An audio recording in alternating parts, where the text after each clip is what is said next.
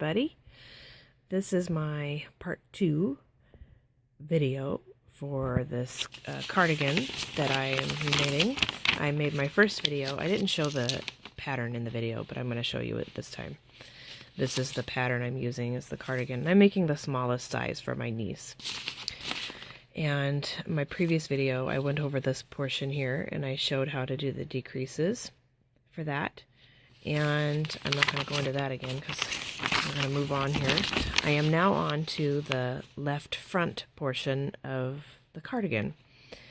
And I ran into the same problem I did on the previous page when I got to the decreases. Because on the previous page, on the back part of the cardigan, they have you decreasing at the end of each stitch. Here they have you decreasing at the beginning of each stitch.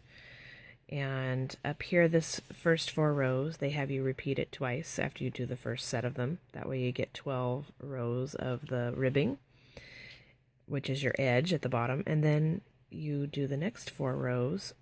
These 4 form your Irish moss stitch pattern, and it varies from the previous page. Instead of going alternating rows of purl 1, knit 1, purl 1, knit 1, and then go to the next row, knit 1, purl 1, knit 1, purl 1, you've got, see here, you've got slip 1, purl-wise, purl 2, knit 2, and then you start your pattern of purl 1, knit 1. And some of these, when you get down to the last 5 stitches, they have you do something different. Like here you go purl 1, knit 1, purl 1, knit 1, and then you go purl 2, knit 3 at the end. So there's a variation in it, but it still comes out looking the same as the other on the back side. But the tricky part for me came when you get to the decreases, because it tells you to continue in pattern, decrease 1 stitch at the side edge, beginning of next row and following 12th rows until there are 57 stitches, or here's the other numbers. For me, it's 57. Continue even in pattern until work from beginning measures 19 inches, 48 centimeters, ending on a wrong side row. So I took them literally, and I did this in pattern. Like, I followed this exactly, and but then well, it wasn't following it exactly, I guess, because if you decrease, you are varying it a little bit. But when I got to this part, like on this first one, I purled 2 stitches together, and then I purl 1, knit 1, purl 1, knit 1, purl 1, knit 1, until I got to the last 5, and then I purled 2, and I knitted 3. Then when I got down here to this one, I slipped 1 purl-wise, then I purled 2 stitches together, and then I knitted 2, and then I did the purl 1, knit 1, purl 1, knit 1. But doing that threw off my pattern and gave me a weird ribbing in the middle. So I had to pull it out and start over and go, okay, where did I mess up? So on this first one, what you want to do is exactly what I said just a while ago. You want to purl 1, knit 1, purl 1, knit 1, and then do your last 5 stitches, purl 2, knit 3. So you would do this as it says, but at the very beginning, you want to purl 2 stitches together when you get to the decrease.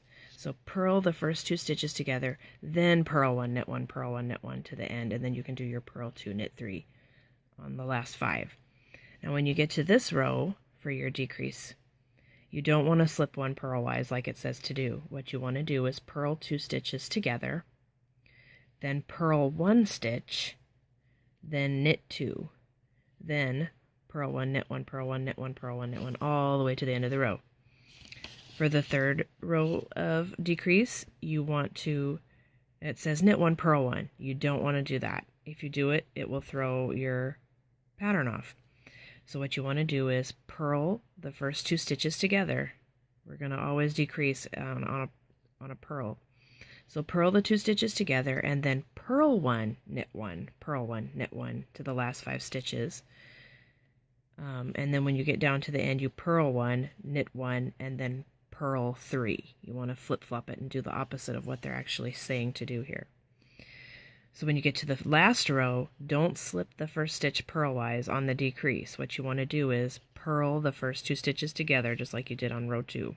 Purl 2 together, then purl 1, and then instead of knit 1, purl 1, you want to flip-flop it and do the opposite, because if you don't, it's going to throw your pattern off. So then you want to go purl 1, knit 1, purl 1, knit 1, purl 1, knit 1, all the way to the end of the row. And if you do that for all of the decrease rows that you have to do, like for me, I only had to decrease, it says to decrease the following 12th rows. If I do that, I'm going to have less than 57 stitches like the pattern calls for. The way they have worded this pattern is absolutely terrible, in my opinion. If I wrote this pattern, I would have done it differently. But that's just me. I would have made it more, more understandable. I would write out the decrease rows specifically how they needed to be. I wouldn't put it like this and then just expect people to figure it out, which is kind of what they did. But if you do those 4 decrease rows, or if you have to decrease more, if you have to decrease 8 rows or 12 rows, then fine. But at least if you follow that, what I just shared for these 4 rows here, it should keep your pattern. You should have something that looks like this. And this is where I'm at right now with mine. This is how far I am on my pattern. So see, I've got my 12 rows of the ribbing here at the bottom. And then here's the Irish moss stitch up here. And you can't even tell, got something on the yarn right there. You can't even tell where the decreases occurred. Like it's all blended together very well. You wouldn't even know that I decreased, except if you look on the side here, you can see a little indentation right there. But other than that, you can't tell. There's no break in the pattern whatsoever. And when I did it the first 2 times, I think I pulled it out twice if I remember correctly. When I did this the first 2 times and I followed this the way they have it actually written, I was getting all kinds of weird looking stuff in here, like I did before when I did the backside. So I wanted to create a second video explaining how to do this. I took the same philosophy that I used on the other side and I applied it to this, and it worked. So as I continue on, I don't get to work on my knitting as often as I would like to.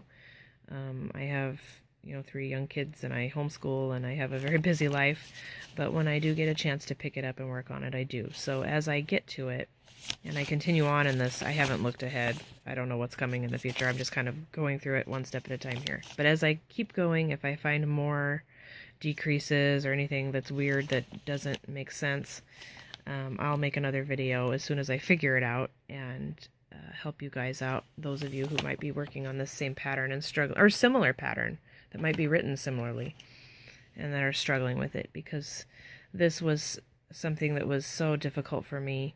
I had an awful time figuring it out and interpreting the pattern, and thanks to the help of some expert knitters, I was able to do this, and it was just very frustrating for me. So I want to help other people who are also frustrated and stuck, because you shouldn't have to pull your work out 100 times before you figure out how to do something. So by that time you're just ready to throw it away and do something that's simple and makes sense, So I hope this video helps some more of you out. Feel free to ask me any questions or leave comments below, and I will see you next time.